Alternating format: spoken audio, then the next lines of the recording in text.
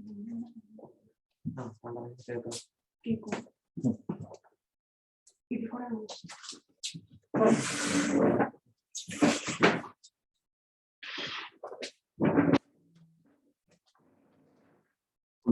good morning to all of you, and first of all, apologies for being late. It's just day one and just a small bit of issues with the logistics.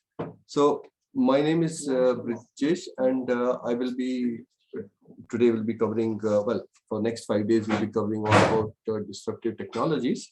And today we'll start with a bit of introduction to the module and what are disruptive technology and how best we can use it for our agri-food sector. And in meanwhile, if you have any questions, you can leave it in the chat box or even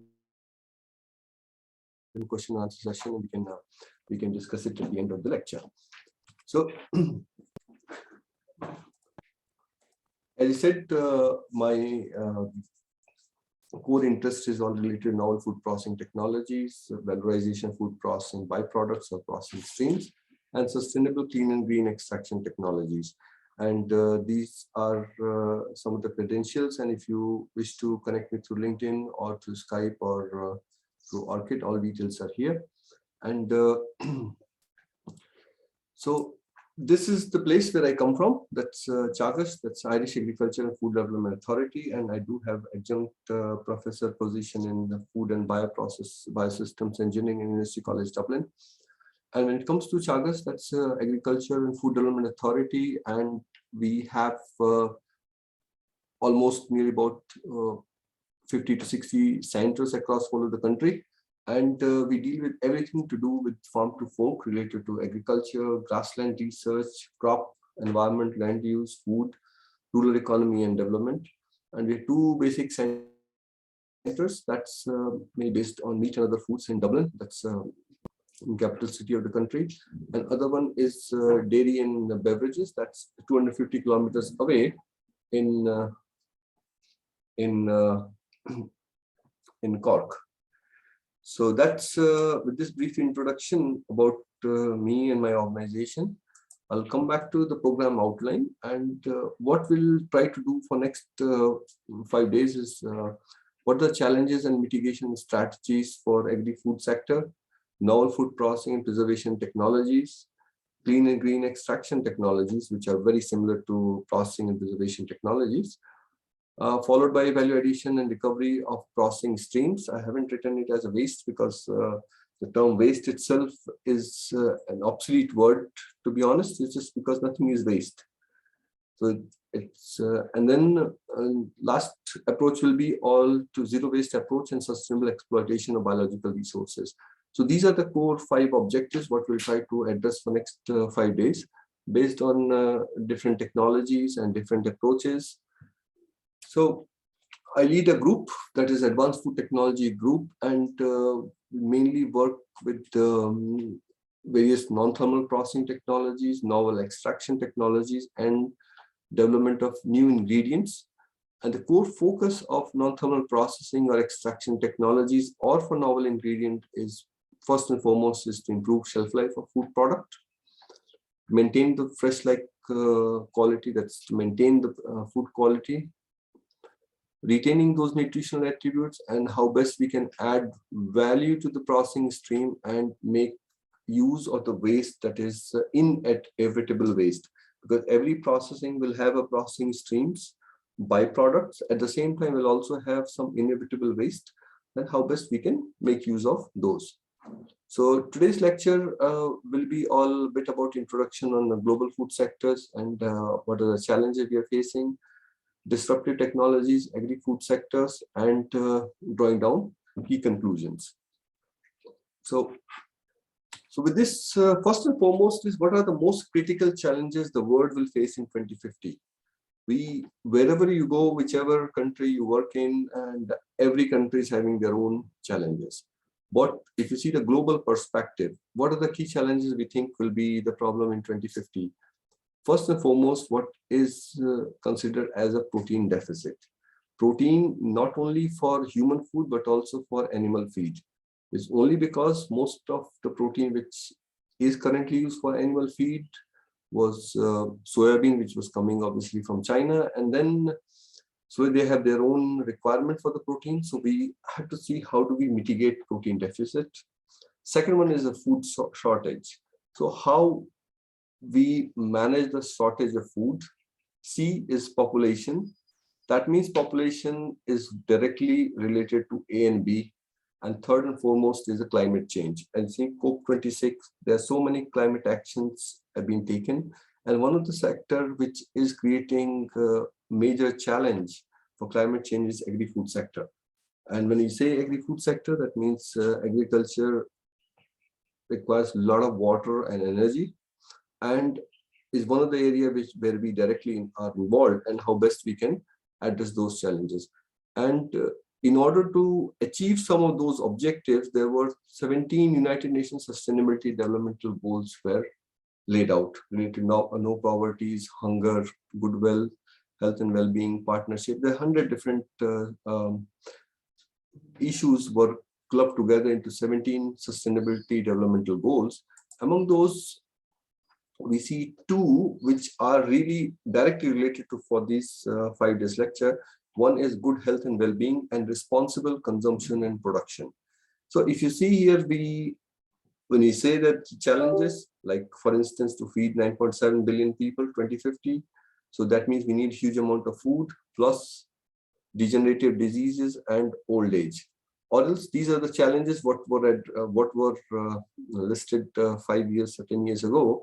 But who knows, we may have another pandemic in coming years, and we may have to rejig all those challenges. So it is very important that we are aware of what we need for 2050, but at the same time, we should also make sure that we are able to address short-term challenges which may come abruptly. For instance, tsunami like this of COVID-19. And what are the 3 key questions what I think we should be able to address for any of the processes, any of the technology what we adopt? One is food security versus sustainability. We do not want to grow crop for feeding the people by cutting down the forest. So that means we compromise with sustainability. Second key question is, what are the key factors which influence our agri-food sector and how we can address those issues? Another one is what way we have to consider our food, whether you're a food process engineer or a nutritionist or a dietitian or a new product developer.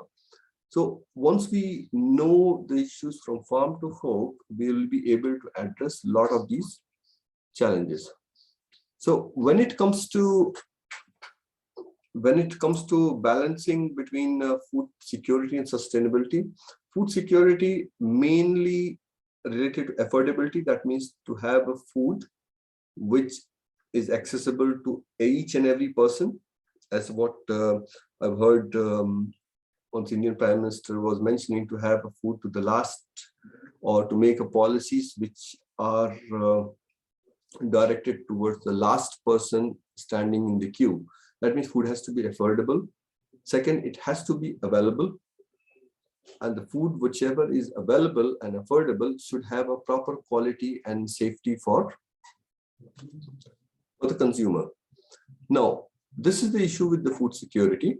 Whereas when it comes to sustainability, how best we can maintain our natural resources and have a resilience. Because there is still, what I feel is sustainability is the term which is used and abused a lot. So it is very important before we get into the details of technology and say high pressure is more sustainable or ultrasonic is more sustainable, we need to have a clarity on a concept, what is resilience and what is sustainability. So concept of sustainability or resilience when it applies to agri-food system. If you see sustainability, for example, if there is any system running, for example, chlorine is used for washing of fresh produce. All of a sudden, there is a disturbance in the sense, suppose a regulation comes in and says you cannot use for chlorine for washing of fresh produce. Latest example itself in last couple of years, all of a sudden policy came in that you cannot use single-use plastics. You banned the plastics. So the system has taken a hit. That's called a disturbance. And then we absorb that pressure. That means when it comes to chlorine, we have alternative to chlorine like ozone, plasma, range of different techniques are there. So how we absorb that and try to recover those challenges. So for example, there will be recovery, and then we adapt to a new system, whether it's a banning of plastics for single-use plastics or restricting the use of chlorine in food processing chain. So we have to come up with a new system, we absorb, we recover, and then we adapt. So if we do a system better than what it was with the chlorine or with the use of single-use plastics, that is a resilient system. Whereas if the system is not able to absorb, recover, and adapt, it becomes anti-resilient system. It's very simple concept. For instance, there is a tsunami, there's a disturbances near the coast, and then we absorb that pressure, we recover it, and then we adapt to a new norm. So that's the way we call it resilient system or anti-resilient system. And then if we take these disturbances as economic, social, and environmental. Economic, for example, reducing the cost of production. Social, that means you cannot use enzymes for food, for kosher food, or you cannot use certain technology which is not acceptable socially, or we cannot use a technology which is environmentally friendly, or we cannot cut down forest for growing of crops. So if you consider all these three disturbances, economic, social, environmental, over any given functionality, over a time, then we can define system as a sustainable or unsustainable system. So that's why sustainability itself is a complex term, but each technology can make system resilient or can address those disturbances. And if we classify our disturbances in terms of economic, social, economical, then we are able to make sustainable system. So in a nutshell, what I see sustainability or resilience as, you may agree or may disagree, is capacity over a time in face of a disturbance, when you are able to absorb, adapt, and recover, of course, known as resilience, whereas capacity to preserve in the long run becomes sustainable. That is economic, social, and economic aspects. So everything has to be, when we talk about sustainable, disruptive technologies, so we have to address those technologies in relation to social, economic, and environmental scenario. So if we see the food security, now this is the world map. What you see, the countries which are best performing, US, some of the countries in Europe and Australia, obviously good performing countries are there, moderate performance, and needs improvement. And if you see, even the countries which are performing the best, the population is a critical factor. So this is not the objective of this discussion. But if you see all these countries which are performing the best, good, and a moderate, need to see the things in these three perspectives. One is a population growth. Second one is malnutrition. Third one is food loss and waste. So these three are the critical aspects. What we can address as a food scientist or food technologist or food process engineers is related to malnutrition, food loss, and food waste. So these are the two things, because population control and all are beyond the scope of this particular course.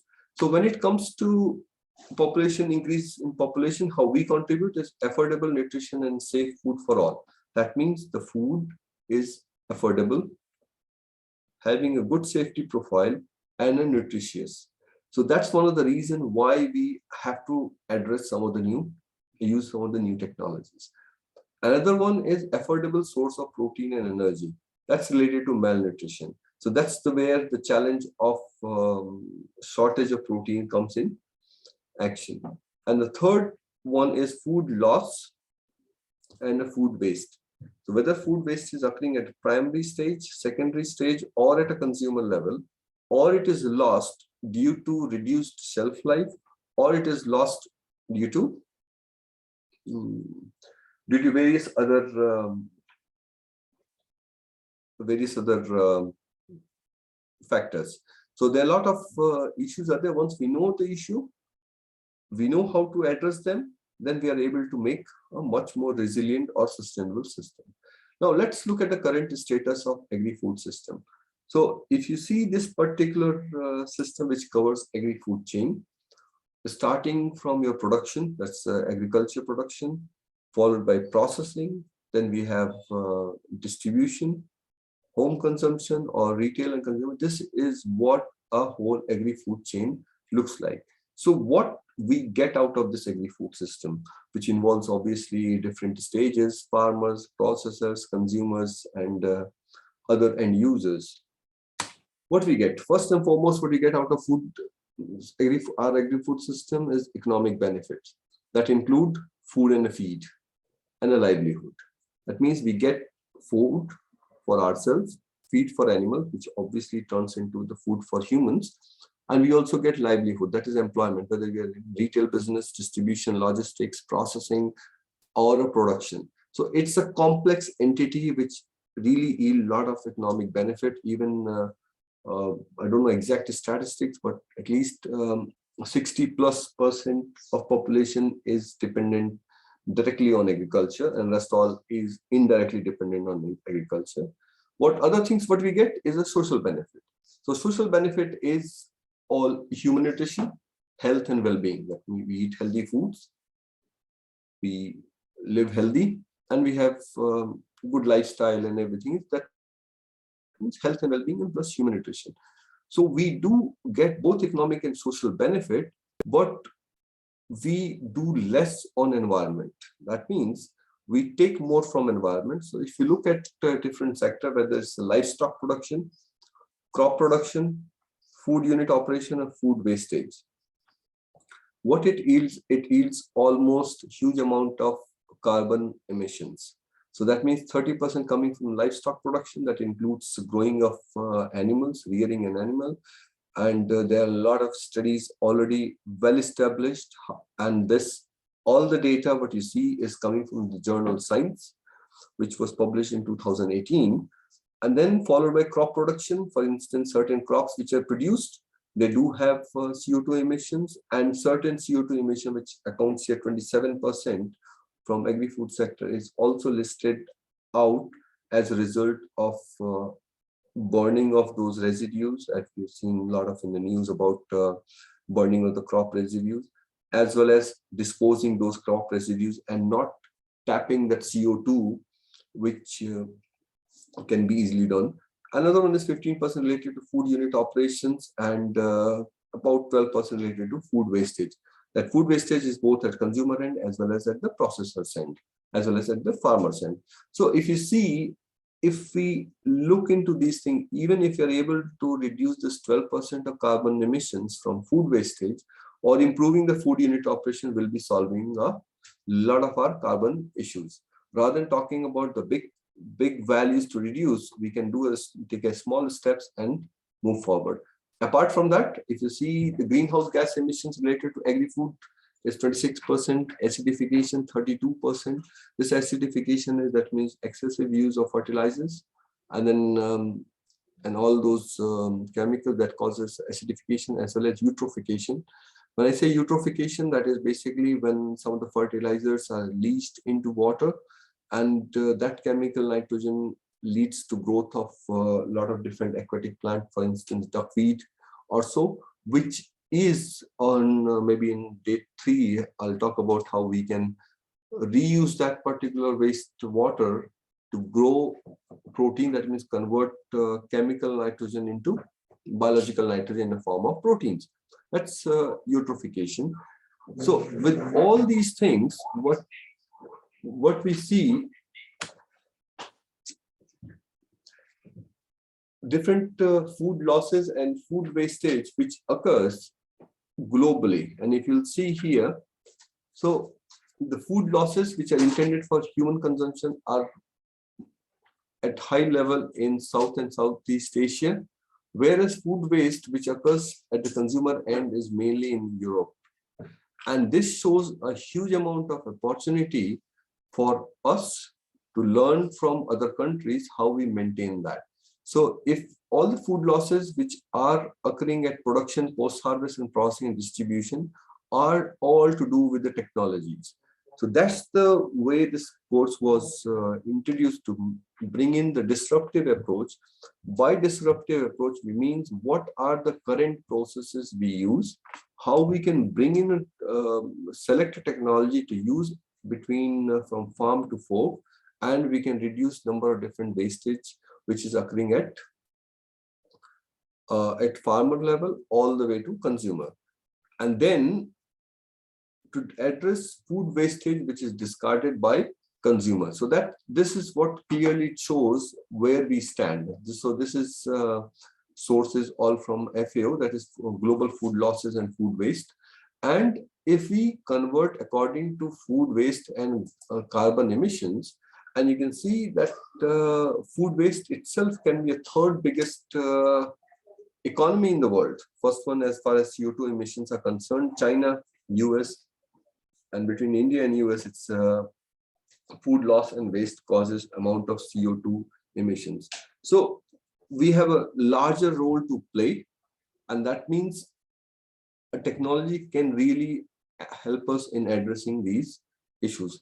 Now, if you look back again to United Nations Sustainability Development Goal, now you will see how we can address range of different sustainability developmental goals, all the way from poverty as well as from life on the land, on the water, social justice, environment, responsible food and consumption, good health and well-being.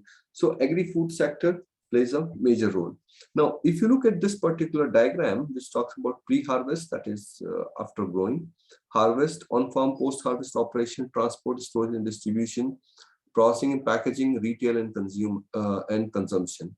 So these are all the indices, how it is being calculated. Harvest loss, that means what is intended and how much it is lost. Food loss index at the national level for any given country, which is related to SDG 12.3.1, because when I mentioned about 17 SDGs, within that there are sub goals are there and sub objectives. Whereas global food losses are all to do with on farm all the way to processing and packaging. Food waste index is related to retail and consumption. So there is a difference between food losses and food waste. So the clarity in this definition is very important before we make our call that we are losing food or we are wasting food. So they're two different things. So when it comes to different crops or different processing attributes, we get affordable sources of protein and calories, that's food. We are addressing no poverty and zero hunger. Good source of nutrients and nutraceuticals, obviously good health and well-being. And having a product for protein, energy, malnutrition, we have again good health and well-being, responsible consumption and production. Reducing food wastage footprint, that means we are addressing directly responsible consumption, production, and climate action. Whereas when it comes to farmer income and help grow local communities, it addresses number of UN SDGs, improving soil fertility and nitrogen fixation, low input cost, can grow in dry conditions. So these are some of those things which were mainly focusing on grains production. So this is on the farmer side of it, and this is on the processing side of it.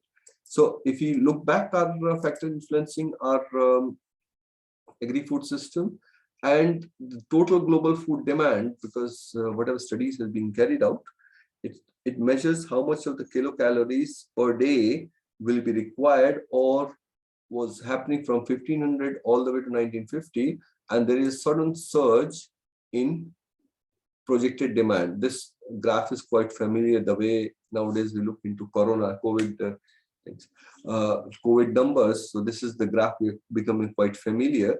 Now if you see in last 40 years itself, population growth was 98%, and amount of land, irrigation, water, fertilizer requirement were huge.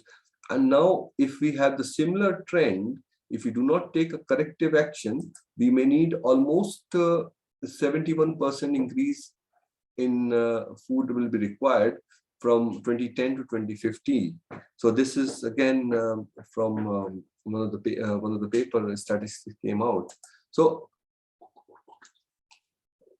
you have to look at this contribution to and from agri-food system again. So now, why this figure was added in is just to see if we are able to address these four issues of livestock production all the way to food wastage and food unit operations, will be solving a lot of our problems. Now, you've seen this graph. So what are the key steps we need to do to address these challenges? And if you see, either to maintain same demand trajectory or we reduce this demand trajectory. For that, we need agri-food innovation. So what are the 3 steps what we can take? One is to reduce the demand trajectory. That means reduction in demand trajectory can be done by reducing the population, which is not possible just because it will take ages before we stabilize our population.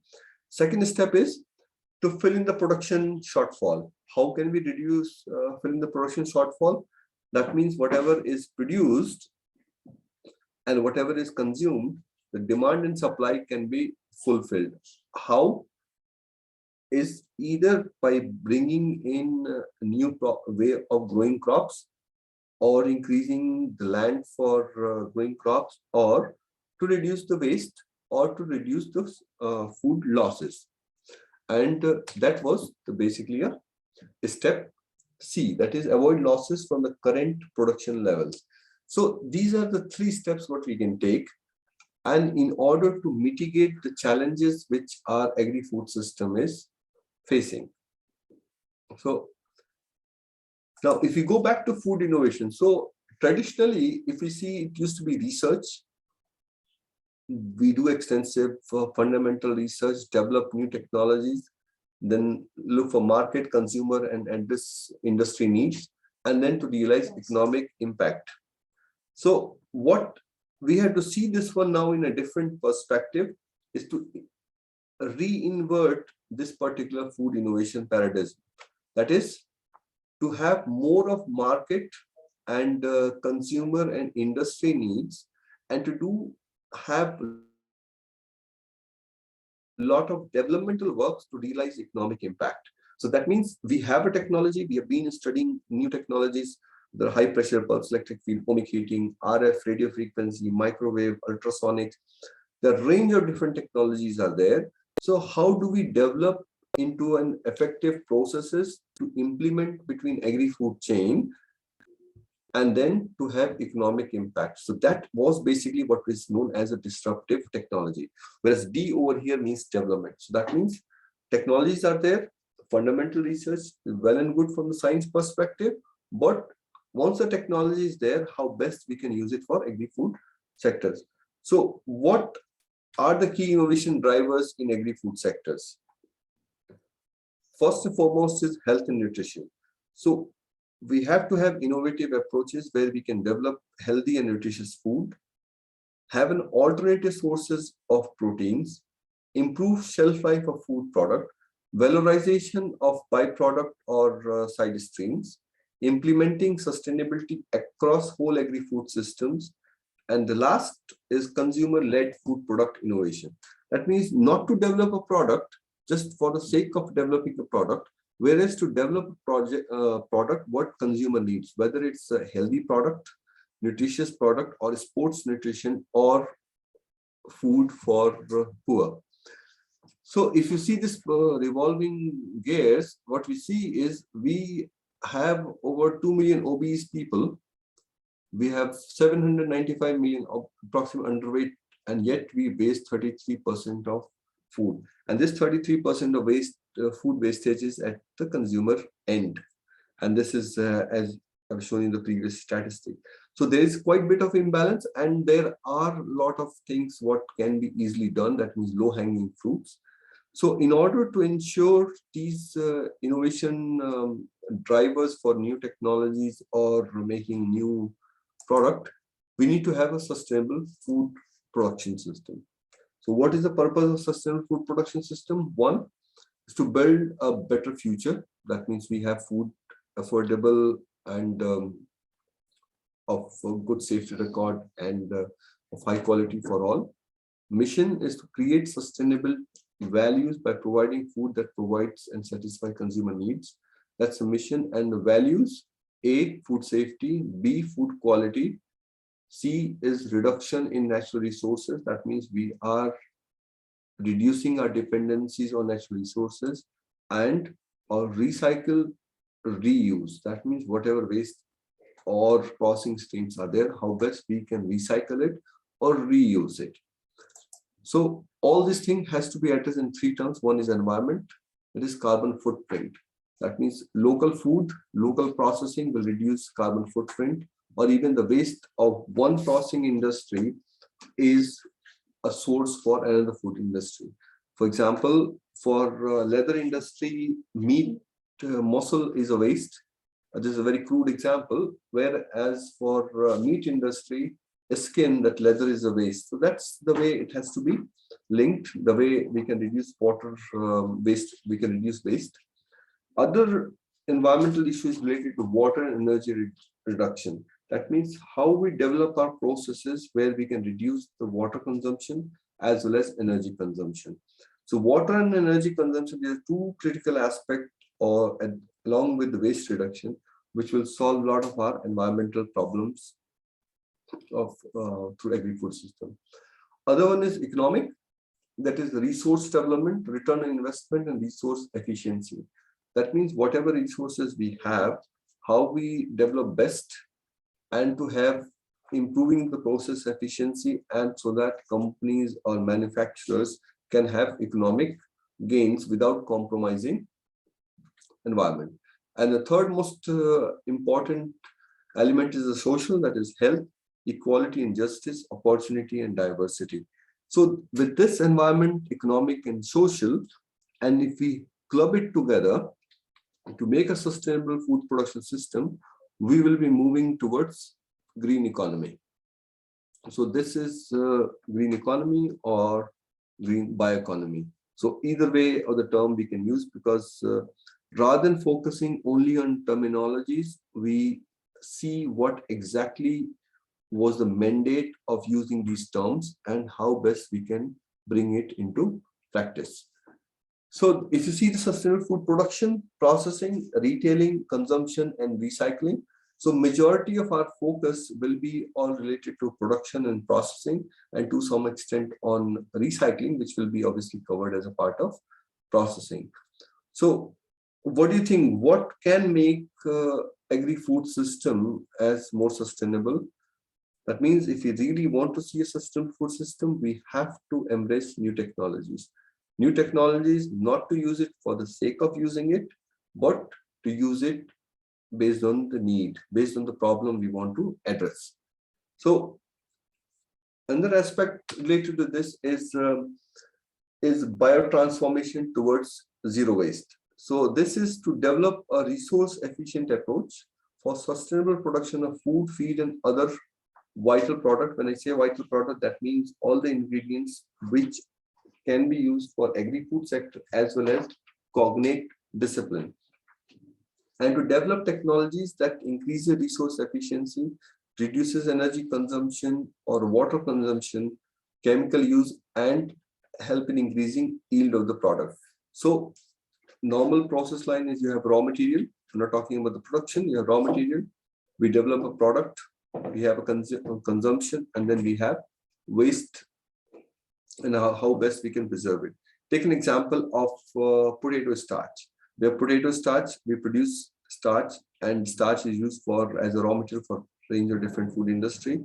And the waste, what we get out of it is potato fibers and potato protein. And whereas now some of the multinationals are interested in plant protein, mainly in terms of and potato protein is considered a valuable protein because of being allergen free and coming from the plant source. And that particular waste can be used as a source of protein, plus the fiber, as well as you have glycoalkaloids, which are also bioactive compound. So we have to look things into a whole process so that we can have a best resource efficiency and we can have eco-innovative approaches along the chain. So if you look into the European long-term sustainability developmental goals, if you see this particular diagram, it says using better what we already use. So whatever food we are using it, how best we can improve the process. Other one is using well what we don't use yet. That means unlocking the potential of seas and oceans, because what we haven't tapped much in India, where what has been tapped extensively is more in Southeast Asia. That is all to do with the seaweeds or macroalgae and microalgae. So this is gaining some of those initiatives which have been involved in how best aquaculture can be used as carbon neutral or negative carbon processes to develop product which can be used not only for human food but also for animal feed. So when it comes to using better what we already use, ensuring the food security and moving away from fossil-based economy to a bioeconomy. So that means when we say bioeconomy or a green economy is to do with aspect of social, environmental, and economic values. So this is the diagram which really talks, which is the crux of sustainability.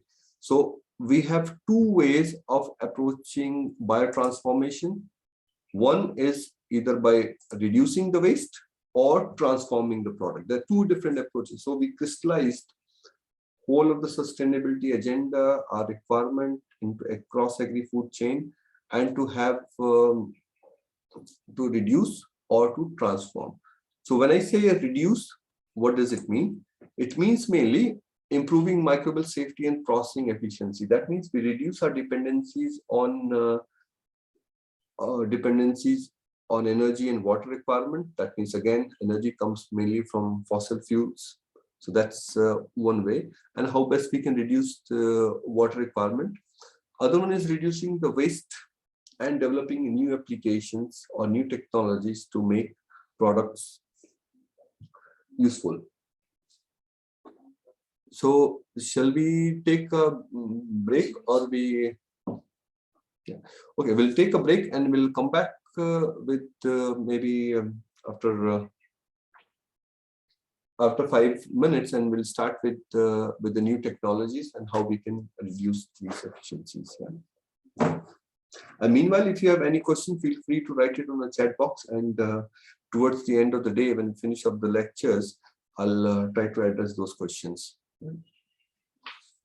We'll be back in 5 minutes or 10 minutes. Sorry. Yeah.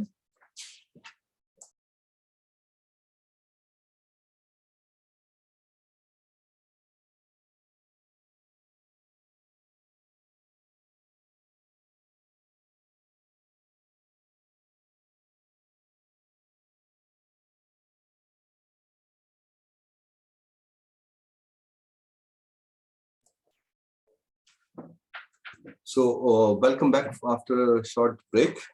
So far what we have seen are agri-food sector. So if we have to solve any problem, we have to look from the starting material, right? So agri-food systems and how we can make system, whether it's resilient or how we can make process more sustainable. Sustainability, that means you have to consider both economic, social, and environmental aspect of each and everything, whether we use the technology or we make a new product. And then we stopped ourselves with a strategy, that is reduce. That is by improving microbial safety and processing efficiency. Now, that's one of the main technological approach we can use a technology or reducing the food waste, energy requirement or water requirement is by using novel technologies. When I say novel technologies, that's not only a non-thermal technology, but also thermal technologies, because as I said, we have to reduce, we have to use the technology based on our core objective. If our objective is to improve a shelf life, we have certain technologies which can be employed, and that largely depends also on the type of the product we want to use. So when it takes, if you take all the technologies which are developed, which are well established, or which are also progressing day by day, whether it's current based or whether it's any other approach is used. So these can be broadly classified as thermal, electromagnetic, biotechnological, or mechanical. or combination of these. So that's this is what we'll discuss some of the technologies in next few days. So when it comes to novel thermal, that's for example dielectric heating, ohmic heating, or microwave heating. So the difference advances here is even for having a uniform and volumetric heating as opposed to conventional thermal processing. And when we look for new technology, that does not mean we have to just not to use thermal processing. Thermal processing was important, is important, and will be important in coming years, because the way it can be used in combination with other technology, because not a single technology can solve all the problems of the shelf life or across all the products. So it has to be need-based, as I already mentioned. So the most important question is, why do we need new technologies? Why do we need disruptive technologies? So clarity in the definition of disruptive technology is how do we break a status quo? That means whatever has been happening. For example, for juice processing, we squeeze, take example of orange juice, we squeeze fruit juices. Once juice is squeezed, it is pasteurized, and then it is preserved in a bottle and it is used for consumption. So that's the normal process line used for orange juice processing. When it comes to apple processing, it's a quite similar process, but we heat apple juice at 70 degrees, whereas when it comes to orange juice, we process it at 90 degrees plus. The reason behind that is we have to inactivate pectin methyl esterase, which causes loss of cloud value in orange juice, whereas when it comes to apple juice, we have to inactivate PPO, polyphenol oxidase, which causes browning. And that enzyme can be inactivated at lower temperature. When it comes to microbial safety, since both the fruit juices are in acidic range, so microbial safety can be achieved at 72 degrees Celsius for 30 seconds. But if orange juice is processed at 70 degrees for 30 seconds, we will be able to achieve microbial safety, but you'll see the cloud separating at the bottom of it.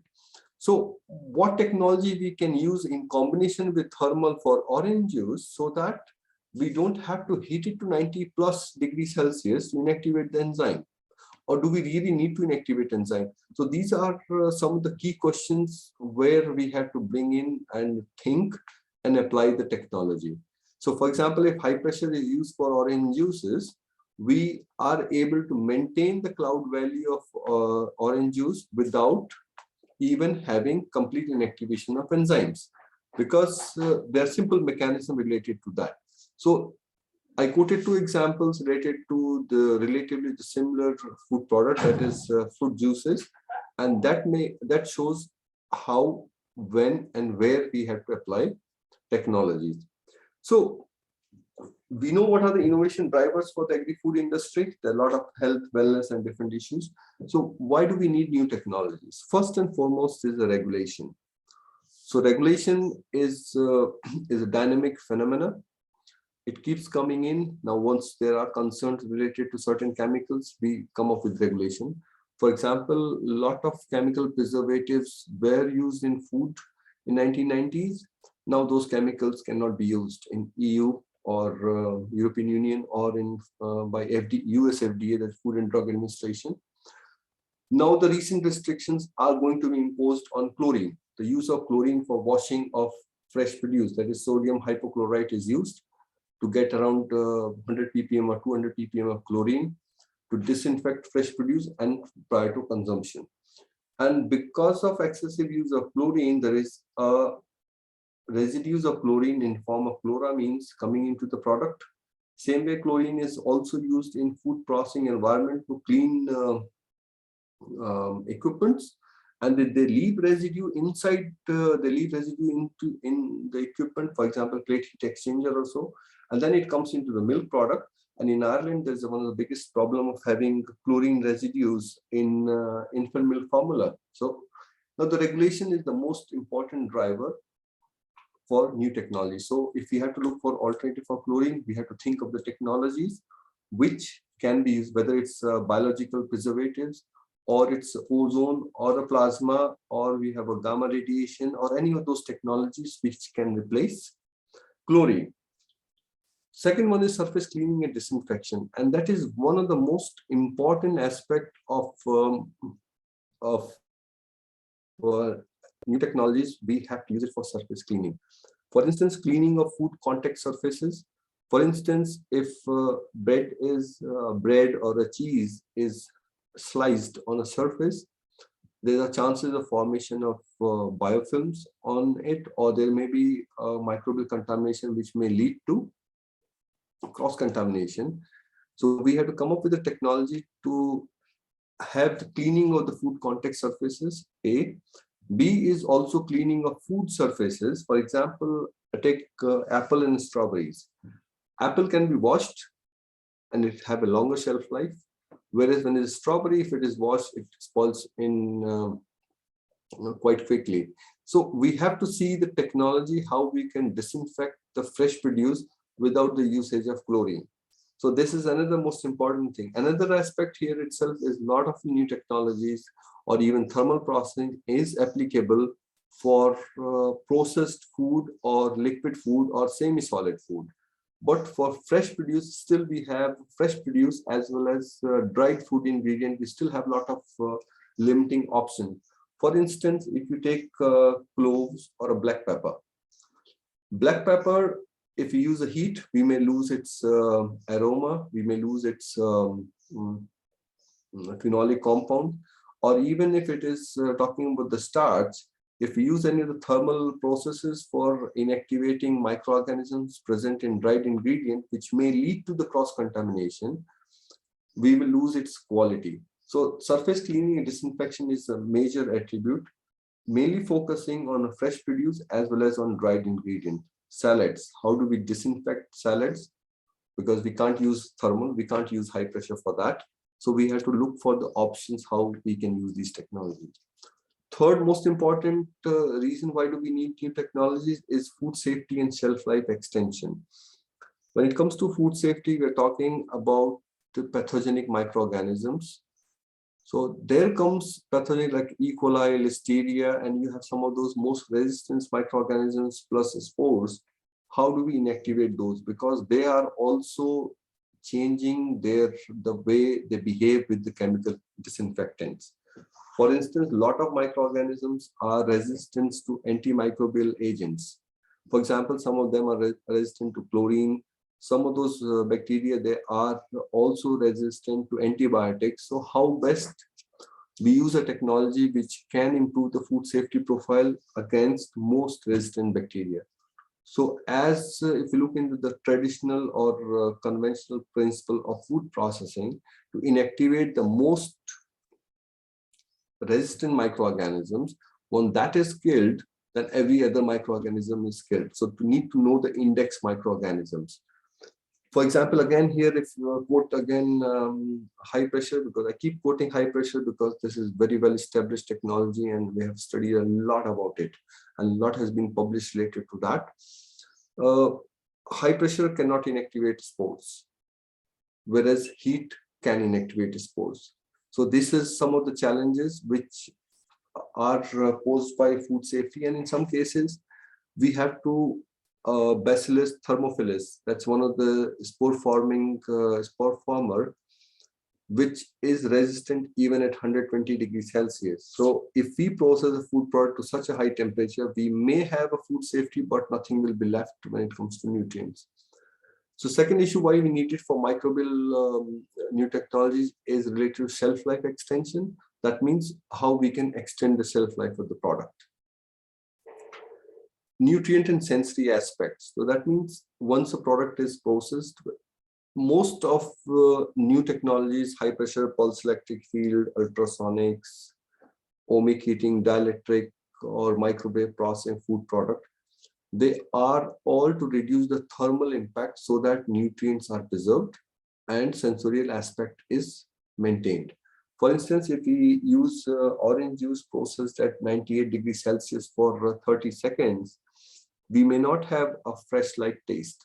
Whereas when heat and high pressure is used, because high pressure can achieve 5-log reduction, that's the norm for using new technologies for fluid food or liquid food. But we may not have, at 98 degrees, we may not have the fresh-like attribute, whereas when we use it with high pressure, we retain its fresh-like attributes. Third, another element, fifth one is consumer concern. Consumers are concerned with the chemical residues in food product. Because of these chemical residues, they would not like to consume a product if you have a potassium metabisulfite added to certain product, KMS, or you are using calcium propionate in a bread to avoid mold growth. So that's another approach why we need a new technologies, that is minimally processed food or ultra processed food. The concept of all NOVA classification of food processes, that is minimally processed, maximally processed, or ultra processed food. So these are the different ways the food are classified, and every day new and new classifications are coming. And the sixth most important reason here is technology advances, because when technologies are advancing in number of different sectors, for example, you were using your 2G phones, now you go for 4G phone, now you're going to go for 5G phones. So that means as technology is advancing, you want to adopt those technologies in the processing line, whether it's an economic benefit or any other benefit to make things looks attractive. So those technologies has to be adopted and can be adopted to processing lines. So that's one of the reasons why we need new technology. That means technologies are available, so we want to use it to improve process, either for economic gains or for environmental benefit also. And the most important reason why we need new technologies is on about environmental impact of food processes. So currently, whatever food systems we use, our current processes involves huge amount of water, energy, and have a lot of carbon emissions, as what you've seen in the start of the lecture. It's how do we reduce the environmental impact of food products. So that's another reason why we need the technology. So if we consider again our food processing chain, and then on your right you see a generic food process line when it comes to raw material quality assessment. So we are not talking anything about the production here. We just start our process here, raw material quality assessment. So what are the approaches, why and what we can use here? For you can take any example, whether you take orange for fruit juices, or you take spinach, or I always used to quote an example of lettuce, but we commonly use spinach or any of those salads, or a coriander leaves, or anything, any fresh produce or high moisture food or very low moisture food. So how we make a raw material quality assessment? That means there is a saying, whatever we have a raw material, the quality of the end product will depend upon the raw material. If you have a bad cotton, you're not going to get a premium Armani shirt out of it. So it all depends upon the raw materials. First and foremost step is raw material quality assessment.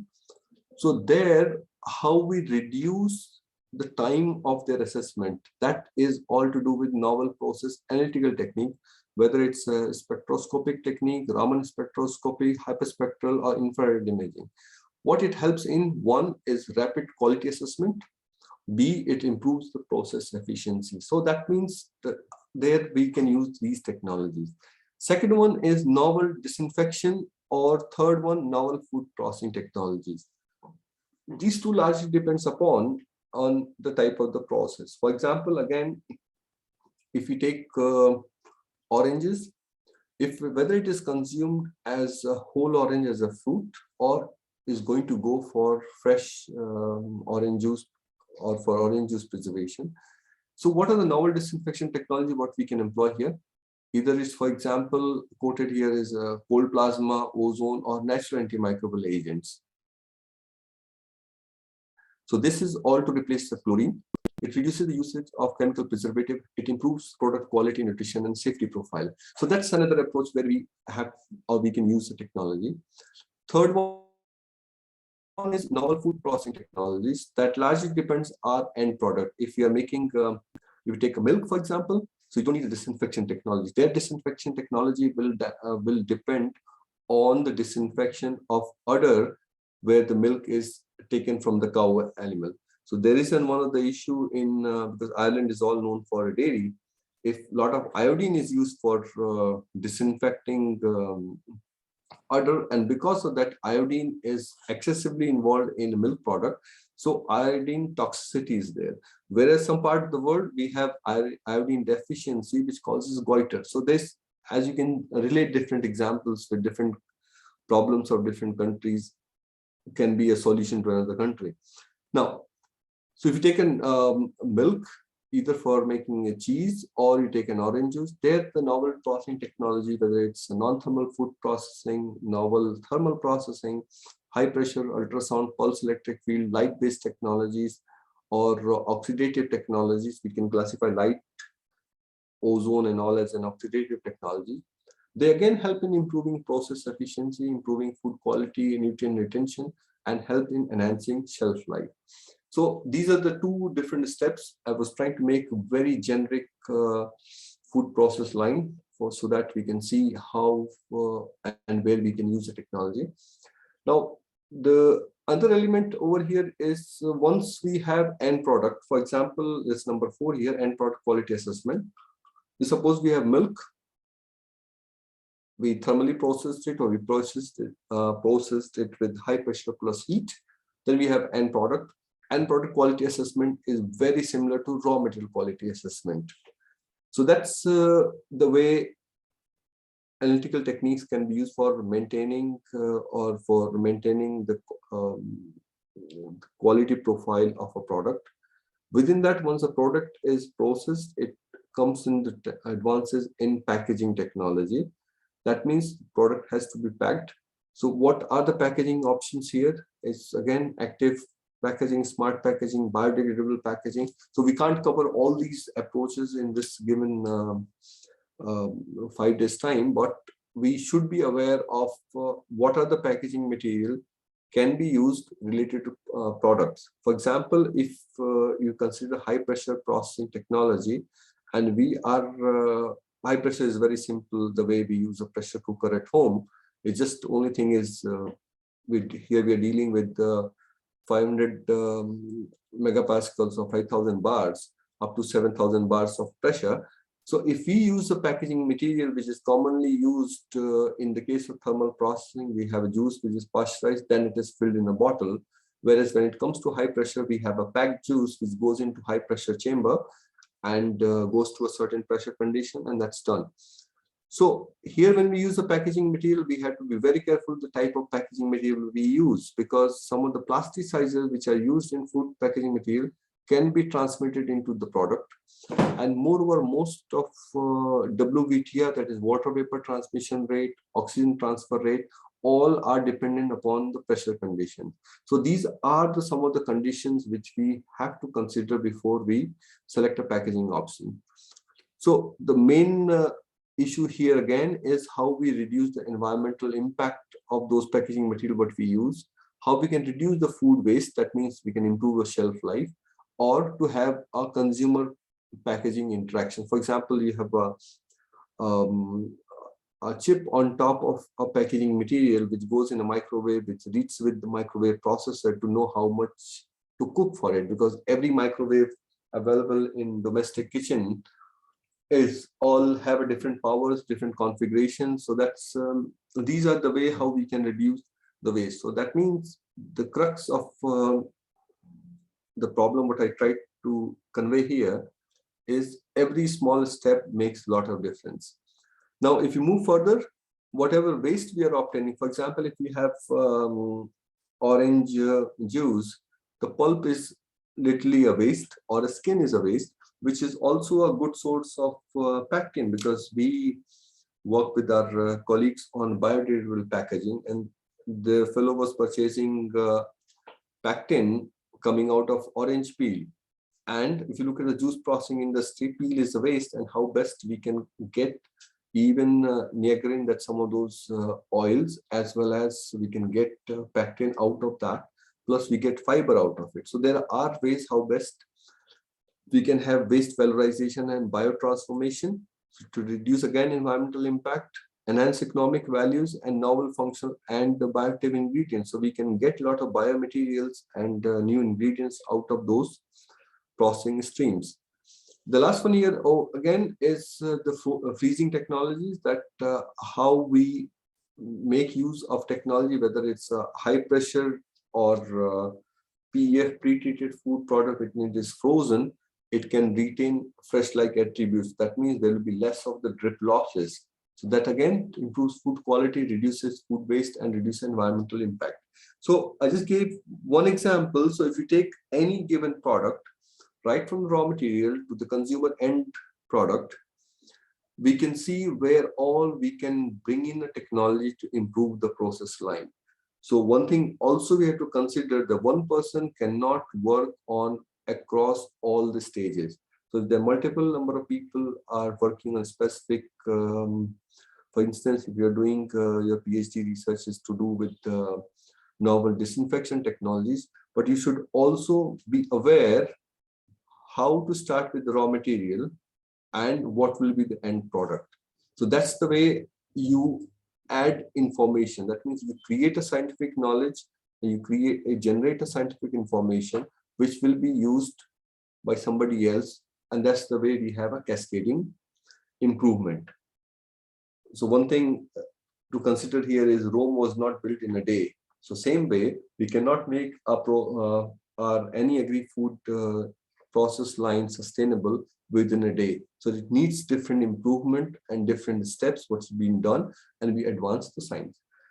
So where do we use new technologies? The reason we already discussed 7 points. Why do we need new technologies? And along a food processing chain, it helps in improving the food quality, valorization of food processing byproduct. It helps in reducing energy and water consumption. So that means we can provide a cleaner and green solution to key challenges faced by the food industry. I'll just quote one example. In Ireland, everything is related to dairy and meat. So one of the most popular product is rashers and brine product, whether it's pork or it's other meat, beef or other things. So far, companies were not interested in managing their water because it's obviously a small country with 4.7 million people. So meat was coming in. We have a brine solution, about 20% brine solution or 10% brine solution. Meat is dipped into it, meat is taken out, and the water is discarded to waste treatment plant. Now, company want to use a process where they can conserve the water so that they do not have to pay a penalty to EPA, that is Environmental Protection Agency. So there is technology available, there is a process available where we can do that, and we can reuse that brine. And I'll have some of those examples in coming days. And that was not a rocket sciences. It was very simple, innovative approach, how best we can use it. So again, another example here is what are the benefit of using this is employ new intervention for developing new product development, underpinning key health, nutrition, and wellness challenges. Health and nutrition, for example, again, orange juice is consumed because of vitamin C, that's ascorbic acid, or other bioactive. Even pomegranate juice is consumed because of other bioactive. So if you use a new technology which can retain those nutrients, so you are addressing health and wellness challenges. So those two slides, why we need new technologies, where we can use it, how best we can use it. I can talk about these for whole day, but the main take-home message here is to understand the process and to know what the technologies are, what is their plus point and what are their negative point, and then where to use it. So it's simple way, if you have to do simple calculation, 10 plus 10 is equal to 20, you don't need a computer. You can do it on a finger or you can do it on a calculator. So for everything, you need not to talk about high-end technologies. So with all this, now coming back to the technologies, and we will continue in the afternoon on these technologies, but the main theme, the most important element here is what are the key inactivation mechanism of the technologies, of all non-thermal technologies. So if you see whatever way these microorganisms are inactivated, whether it's vegetative cells or spores, vegetative cells can be damaged by causing a damage to their cell membranes. We can inactivate enzymes which modulates the growth of cells. That means inactivating enzymes within the cells, bacterial cells or any of the microorganisms, which will restrict their growth, or oxidative damages to the cell membranes, which causes cell membranes to rupture, that's peptidoglycan layer, or to damage their DNA or nucleic acid, which reduces their multiplication. That is one of the key mechanisms established for inactivation of vegetative cells. Whereas when it comes to spores, either we modify the spore coat or the cortex so that they are killed, they do not germinate, or we damage the spore coats. So when it comes to high pressure, what is the key mechanism of high pressure is related to pressure. Le-Chatelier's principle, I'm not going to go into the fundamentals there. So the pressure, which will cause main inactivation drive. Pulse electric field is electroporation, that means formation of pores due to electric current. Ultrasonics is all to do with the, again, formation of pores due to ultrasonic sound waves of a specific frequency, that is about 20 kilohertz is considered as an ultrasound. And when it comes to cold plasma, UV light or ozone, all these are related to oxidative damages. That means they cause oxidative damages. Even though pressure will cause oxidation, PEF will cause oxidation, ultrasound will also do the same, but that will be a secondary mode. That means because of ultrasonic, some free radicals are formed that can cause oxidation. Whereas cold plasma, UV and ozone, the main mechanism is associated with oxidation. And here we are comparing with the thermal, that is mainly the heating. So when it comes to heating, all these plus are the key mechanism action, how they can kill. Whereas when it comes to pressure, damage to cell membranes due to the pressure, it explodes, damages, it causes with enzyme to some extent, oxidative damage, yes, to some extent. It does not damage to DNA or nucleic acid. Whereas oxidative technology, they do damage DNA and nucleic acid. Whereas when it comes to electroporation or sonoporation, they all causes damage to cell membranes. And in some cases, PEF or ultrasonic can also be used by having a controlled damage to cell membrane, and then we can use these technologies to improve the fermentation processes. So that's by controlling the energy required, or by controlling the power required in the case of ultrasonics, we can use this technology also to improve the fermentation processes. That means for beneficial bacteria. Now, when it comes to spores, again, this is one of the most important reasons why most of these technologies are not getting regulatory approvals for food product, because they cannot inactivate those spores. Whereas when we combine high pressure and heating, we can inactivate spores at much lower temperature. How? High pressure helps in opening of damaging the spore coat, and small amount of heat helps in inactivating the content of the spores. So this particular mechanisms is just is a snapshot or the key points related to technology, and just took it from one of our colleague. A lot of microbiologists, they got involved to write about the state of the art of these technologies for inactivation on Journal Applied Microbiology, and if it is required, I can send this paper to the coordinator and you can have a read of it. But crux of the paper, what we came up with was to do with different key mechanisms. Second aspect here is on the chemical aspect of the technology. So what is the main motivator of using novel technology is a food safety. That means once food is safe, then we can talk about the nutrition, health, and wellness. If food is very nutritious, but it causes food safety issues, it's not good. So first and foremost, for any prime motivator is the food safety. And once food is safe, then we talk about nutritional aspect of it. So if you look into any of those technologies, again, high pressure, ultrasonics, cold plasma, pulse electric field, I just take cold plasma or UV light or ozone. What are the damages they can cause to the nutrients? So there are two macronutrients, but most of the food we are worried about. One is the protein, other one is the lipid. What can happen to protein is protein oxidation, denaturation, aggregation, and proteolysis. That is breakdown of proteins. A lipid, again, oxidation lipid or lipolysis. So if you see here, most of these technologies, they do have an effect on protein and lipid. But the condition we need it for food safety, they have a minimal effect on protein and lipids. But plasma, though it forms a lot of reactive species, but you will not be able to see the protein oxidation because of cold plasma or because of ozone.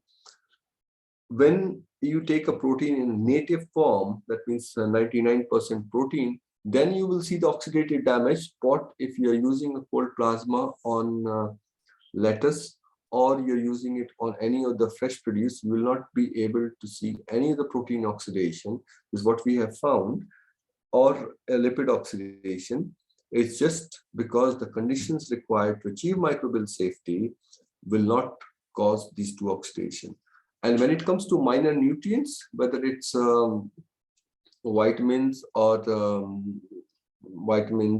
other bioactives, the minimal effect of these technologies, even thermal processing, will also have a minimal effect on bioactives if you go back to 10-year-old or 20-year-old publications. But these nutrients, they degrade at a faster rate during storage. So that's also has to be considered, how much damage happened immediately after the processing and during the storage time. Because lipid oxidation or Maillard reaction, these are the chain reaction. Once it is initiated, it continues. So most of the minor nutrients are preserved related to that. And again, as I said in the beginning, if you have any questions, please write it on a chat box or QA&A, and I can answer those. Now, another one is, how do we evaluate these technologies? And if you look at the technologies, like we have huge number of technologies, whether it's non-thermal processing, thermal processing, or logistics, distribution. And these technologies has to be evaluated for food safety and shelf life, health and wellness, and nutritional attributes. These are the scientific evaluation of technologies. That means if we talk about, again, high pressure, the high pressure can achieve food safety, good. It can improve the shelf life by 30% or 40%.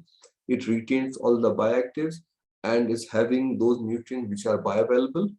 So that's these are two criteria, and it also retains all the nutritional attributes. So this is what we do as a food technologist or a scientist.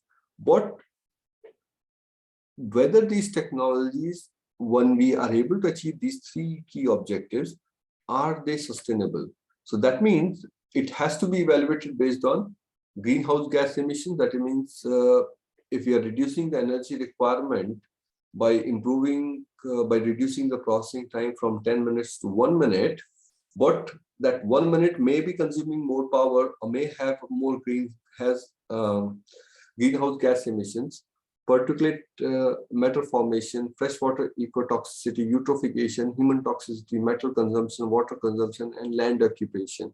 So this is a new thing. So that means we have to, and again, as I said, one person cannot do everything. So once we have a process established and we have disruptive technologies employed along the food chain, then we have to compare A with A process with the B process in terms of the sustainability evaluation, and which has not been done so far.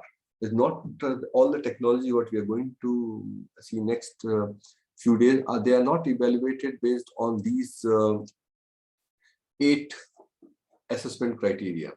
So that is what we talk about sustainability evaluation.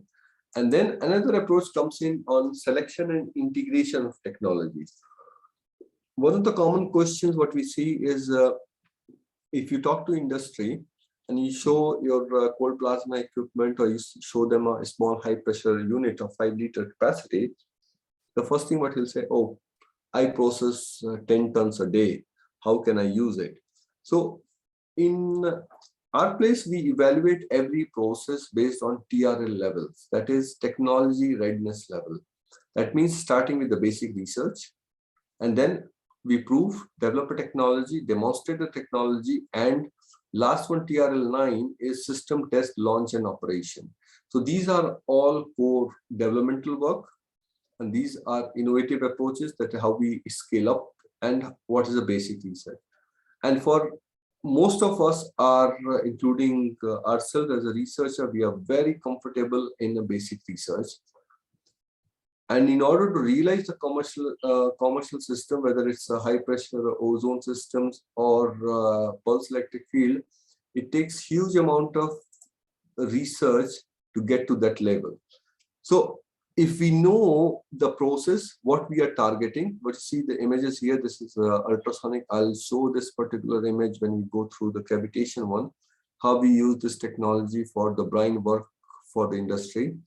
And this is airborne acoustic and drying systems, or UV LED light system, or UV light system for a fresh produce. So this is most of the comfort zone, and it is very important for us to be aware of the scale-up issues and challenges. Because if you are doing a PhD, the first and foremost question is asked, okay, you have worked on this, the sample size was 1 gram or 2 grams, and if somebody want to process 500 kg, how are you going to do it? So I know it cannot be we cannot solve all the problems by today technology is developed and day after tomorrow we have a commercial system. No, it's not possible. Take an example of high pressure.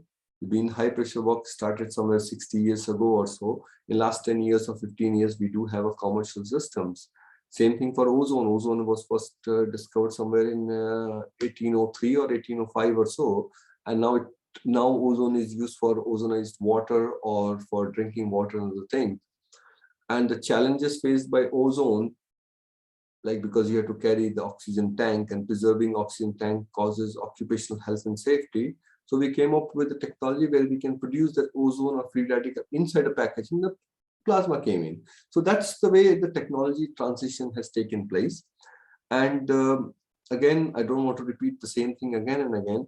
What I'll do it one more time is, if we know the process line, what product we are going to process, then we can systematically include a technology at key points and evaluate for each and every step. So with this, I'll be concluding today's one. And one thing what I need you to have a short exercise. One is you come up with your own opinion on what are the key drivers of disruptive technologies. Whatever I listed is my own drivers, what is required, and we have mentioned this in a couple of our books.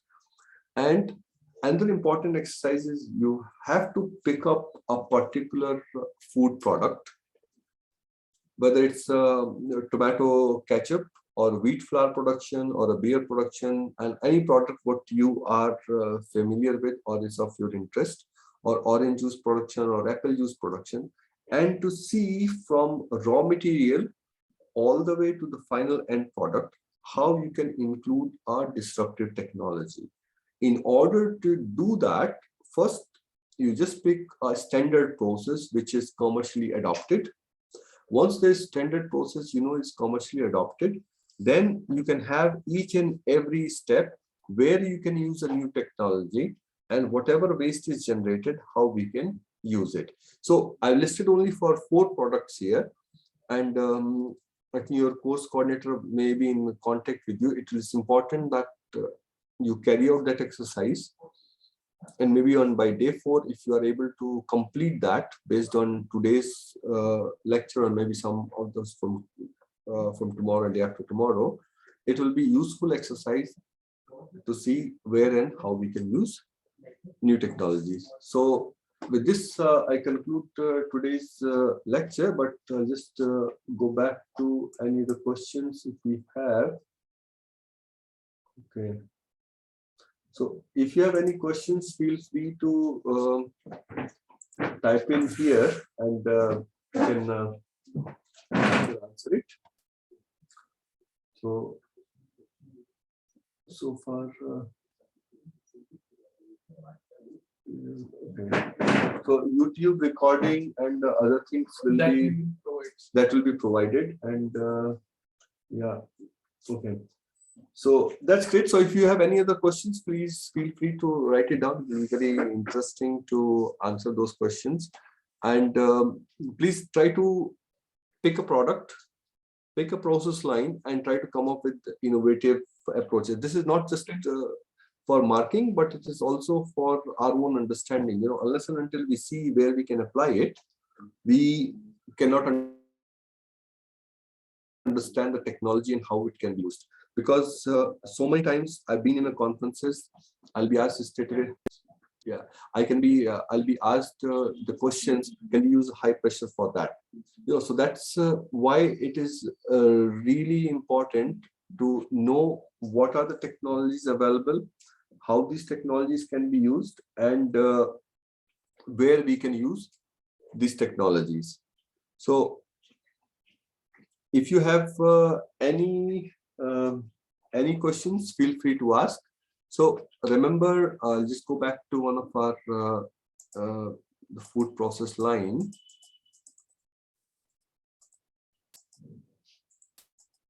Sorry.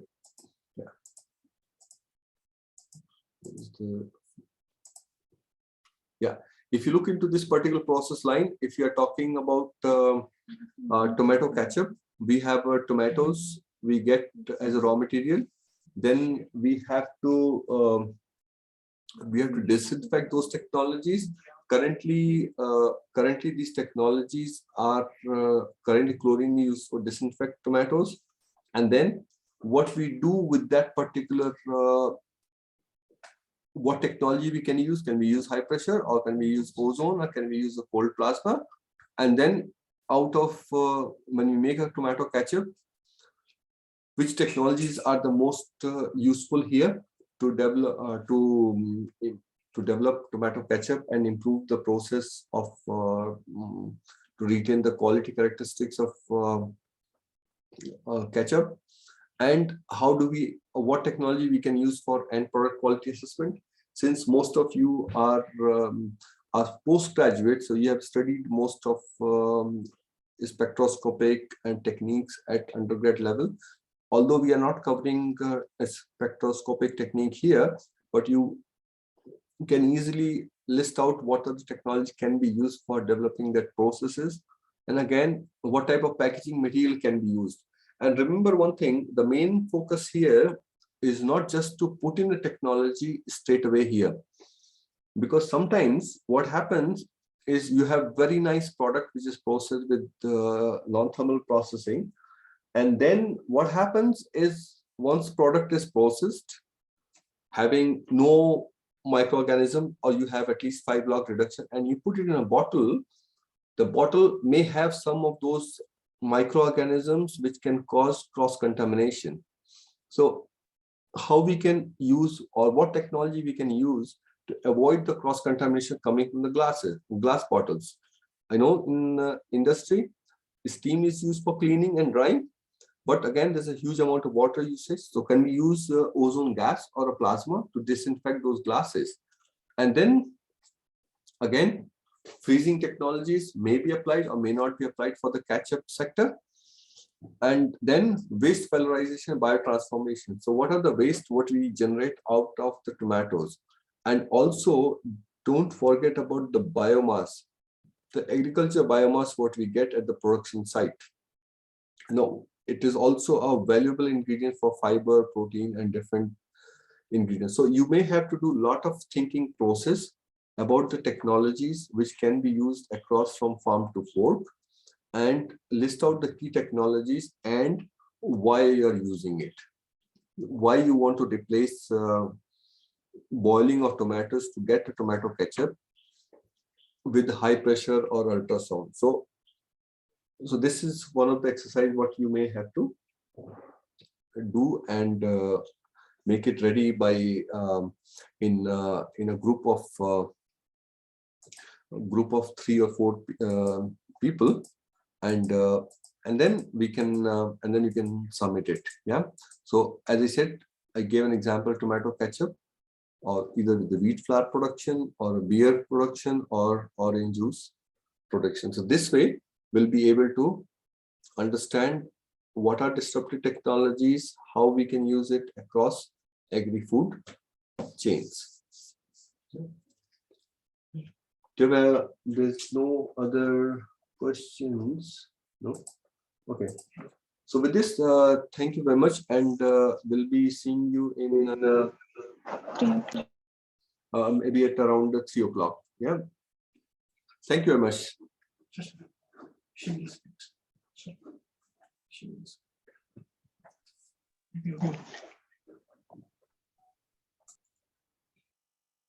Thank you, sir, for presenting our.